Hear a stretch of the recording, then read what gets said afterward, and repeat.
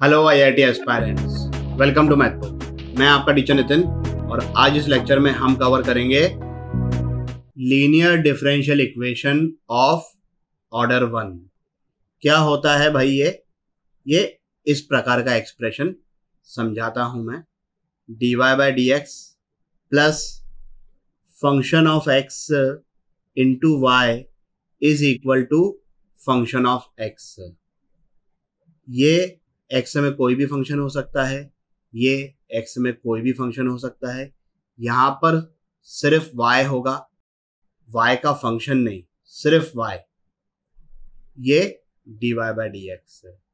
ये है linear differential equation of order 1। क्या higher order linear differential equation हो सकती है? बिल्कुल हो सकती है, लेकिन हमारे सिलेबस में सिर्फ linear differential equation of order 1 है।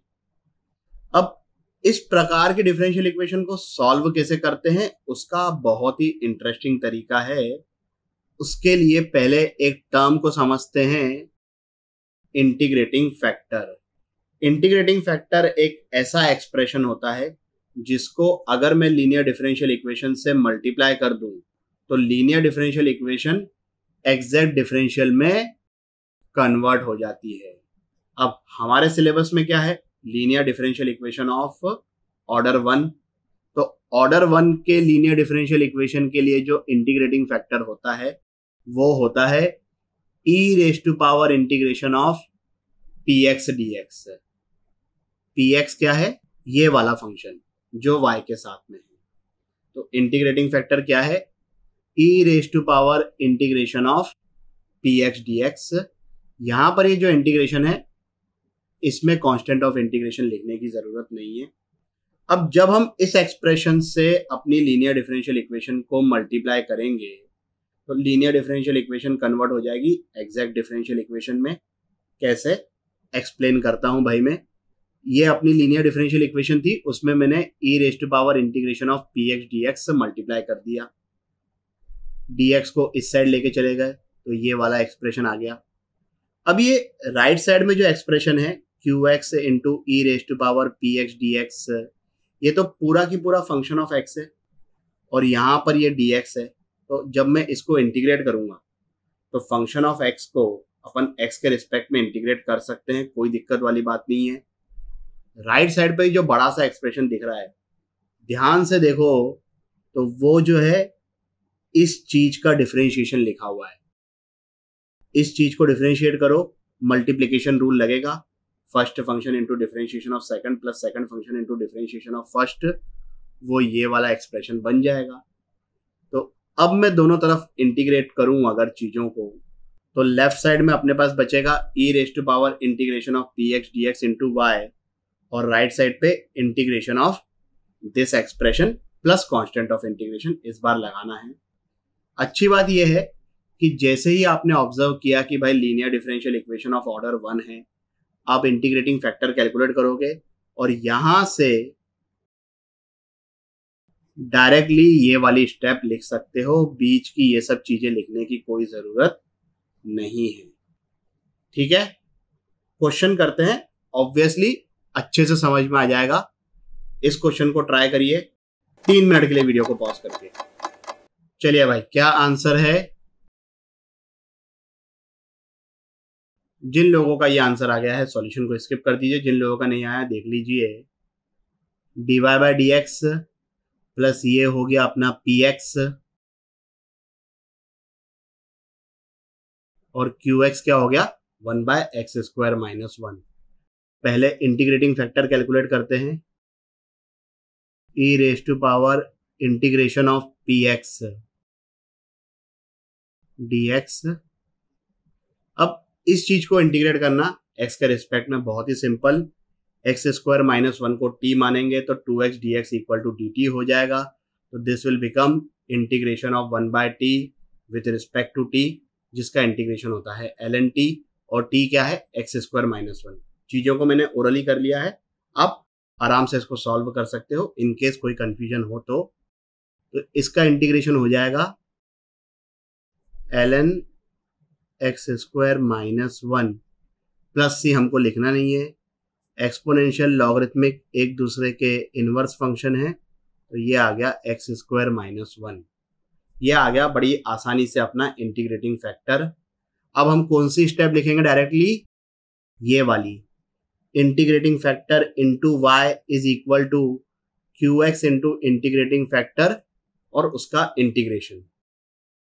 तो इंटीग्रेटिंग फैक्टर ये है और क्यू एक्स क्या है, ये है, y into integrating factor is equal to integration of Q X into integrating factor D X plus constant of integration.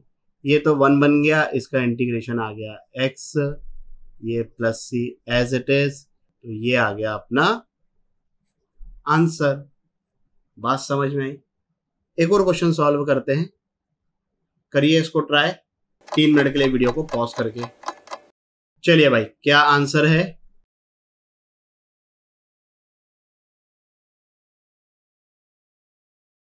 जिन लोगों का ये आंसर आ गया है सॉल्यूशन को स्किप कर दीजिए, जिन लोगों का नहीं आया देख लीजिए। पहले तो इस 1 प्लस एक्स क्यूब को मैं डिनोमिनेटर में लेके जाता हूं ताकि अपना standard linear differential equation of order 1 दिखाई दे।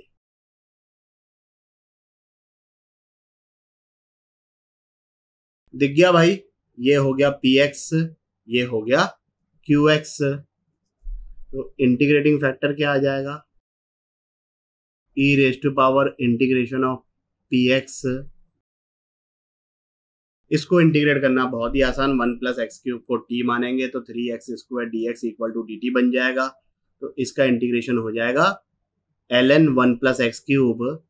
तो e raise to power ln 1 plus x cube will be 1 plus x cube. I am sure आप लोगों को भी दिख गया होगा इजीली। तो ये आ गया अपना integrating factor.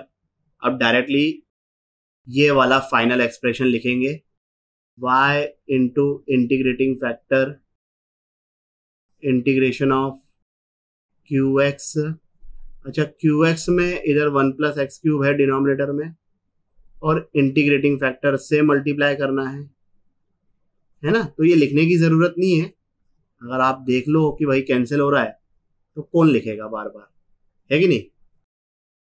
Sine square x का इंटीग्रेशन निकालना बहुत ही आसान, हायर पावर को अपन हायर एंगल में कन्वर्ट करेंगे। 1 का इंटीग्रेशन x cos 2x का इंटीग्रेशन हो जाएगा sin 2x बाय 2। तो आंसर आ गया ये। बात समझ में आ गई? कभी कभी क्या होता है कि अपने पास होती है linear differential equation of order 1 in x। अब इसका क्या मतलब है कि वो जो इक्वेशन होती है वो इस प्रकार की होती है, dy बाय डी एक्स की जगह यहां पर है dx बाय dy, वहां पर था px इंटू वाई, यहां पर है py into x is equal to Q Y. Basically x और y इंटरचेंज हो गए। तो इस केस में इंटीग्रेटिंग फैक्टर क्या हो जाएगा, e raise to power integration of py dy, और जो ये फाइनल एक्सप्रेशन आएगा वो क्या आ जाएगा, इंटीग्रेटिंग फैक्टर इंटू एक्स। वहां पर क्या था, integrating factor into Y, X और वाई इंटरचेंज हो रहे हैं।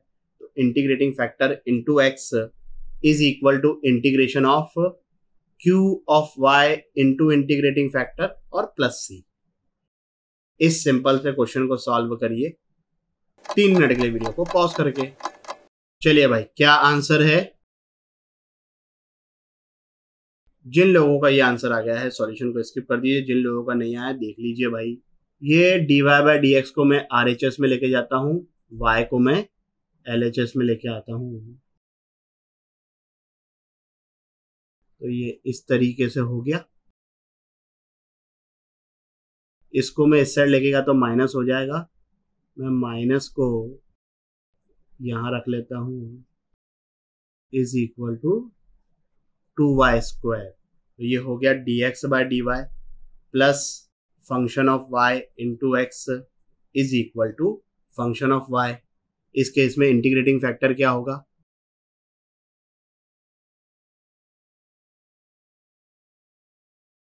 तो इंटीग्रेटिंग फैक्टर आ गया 1 बाय वाई LHS में तो integrating factor into x is equal to integration of Q of Y.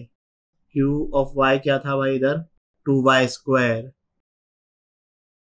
Into integrating factor dy plus C. तो यहाँ पर आ गया 2y dy, 2y का इंटीग्रेशन हो जाएगा y², y को इस साइड ट्रांसफर कर दें अगर, तो आंसर इस फॉर्मेट में आ जाएगा। बात समझ में आई? इस वीडियो के लिए बस इतना ही। आशा करता हूँ कि आपको ये टॉपिक भी अच्छे से समझ आया होगा। अगर समझ में आया हो तो लाइक, कमेंट, सब्सक्राइब करें और अपने दोस्तों के साथ भी शेयर करें। अगले वीडियो तक के लिए सावधान रहें, सुरक्षित रहें। जय हिंद।